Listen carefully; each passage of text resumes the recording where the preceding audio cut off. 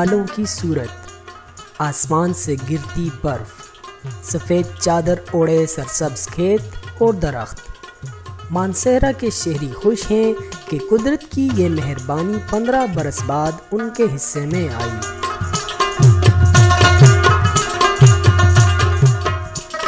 दिलकश नज़ारों और बर्फ का मज़ा लेने शहरी घरों से निकल आए और खूब इंजॉय किया। तकरीबन 18-20 साल के बाद हमें ऐसा मौका मिला, ऐसे मंजर बने, तो आज मेरा दिल खुश है और सब लोग रोडों में निकले हुए हैं, ख़वातीन बच्चे बूढ़े सब निकले हुए हैं, एंजॉय कर रहे हैं। आप भी निकलें, आपको मरी गलियात ठंडियानी अयूबिया जाने की जरूरत नहीं है। आप ज़िला मासरे में और खूबसूरत वादियों से लुत्फ़अंदोज़ हों। और आज का दिन जुमेरात का दिन बहुत ही ज़बरदस्त, बहुत ही फंटास्टिक, बहुत ही कूल एंड शाइनिंग और चमकदार है। तो मैं तो एंजॉय करता हूँ, आप भी निकले और एंजॉय करें।